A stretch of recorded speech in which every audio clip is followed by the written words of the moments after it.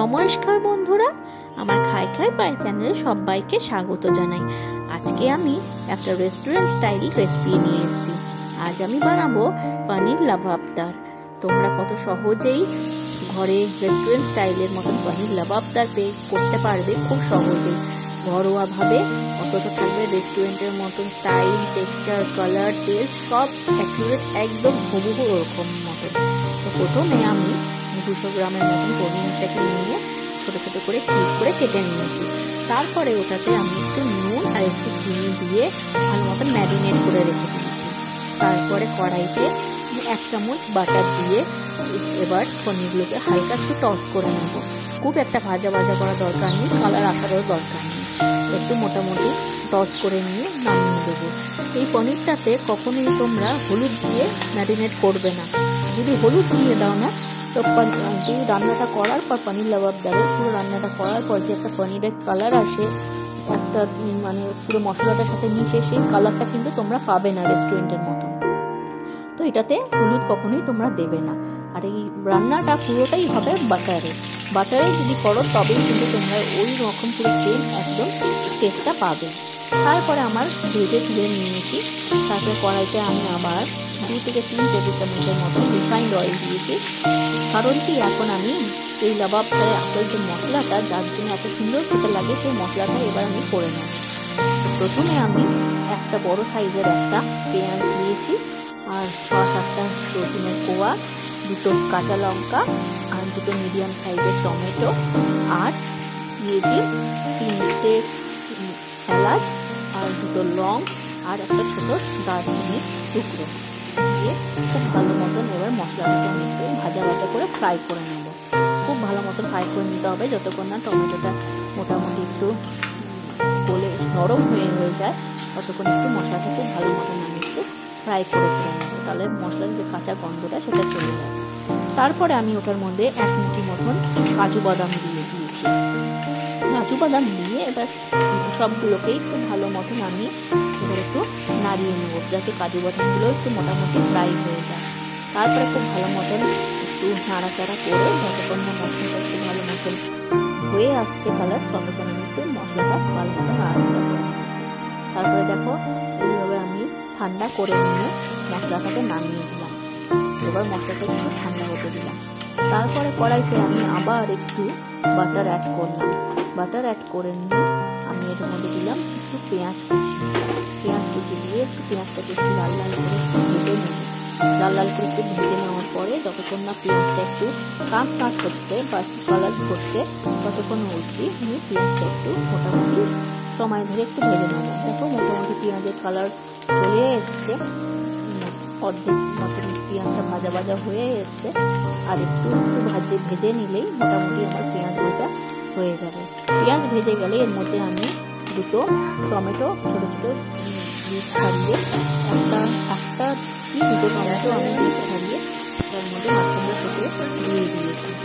দিয়ে বা টমেটোটা একটুখানি গলার অপেক্ষায় মতো অনেকক্ষণ ধরে একটু নাড়াচাড়া করে নেব।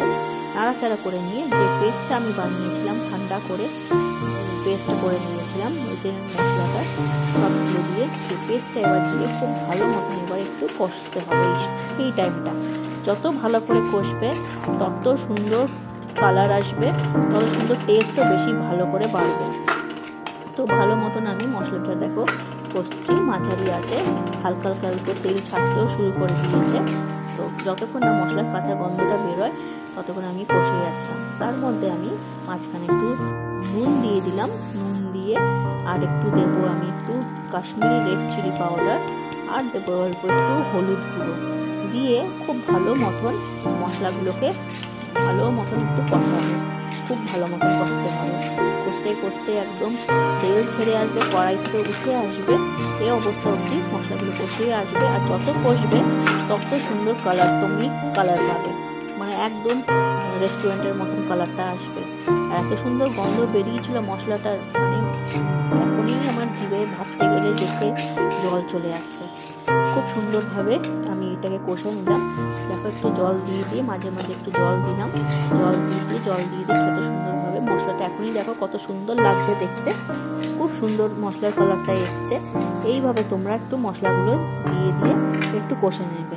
রেস্টুরেন্টে তো আমাদের হাতে দেখবে একটু কালার লেগে যায়, ওরা একটু ফুড কালার দেয়, তার জন্য ওই একদম টকটকা যে একটা কমলা বা স্যাফরন কালারটা অ্যাকচুয়ালি আসে। বাট আমরা ঘরে করে করব, কত সুন্দর মতো পুরো একদম সেমই কালার আসবে, কত সুন্দর মতো। আমি মাঝখানে আর একটু জল দিয়ে দিলাম, জল দিয়ে খুব ভালো মতন এবারে আর একটু নাড়াচাড়া করে নিচ্ছি। এরপরে নাড়াচাড়া করার পরে পনিরগুলো দিয়ে দেবো, এর মধ্যে পনিরগুলো অ্যাড করে দেবো। পনিরগুলো দিয়ে এবার ভালো মতন পনিরগুলোর সাথে মশলাগুলো খুব ভালো মতন আমি মাখিয়ে নেবো, যাতে পনিরের পুরো ভিতরে মশলাগুলো পুরো একদম ঢোকে আর পনিরগুলো সফট থাকে আর খুব জুসিও লাগে, খেতে বেশ সুন্দর। তো ভালো মতন পনিরগুলোর সাথে খুব ভালো মতন আমি মিশিয়ে নিলাম। দেখো কত সুন্দর এখনই একটু কালার আসছে না, পুরো একদম রেস্টুরেন্টের মতো লাগছে না দেখতে, অথচ কত সুন্দরভাবে ঘরে পুরো একদম উপকরণ দিয়ে হয়ে গেল।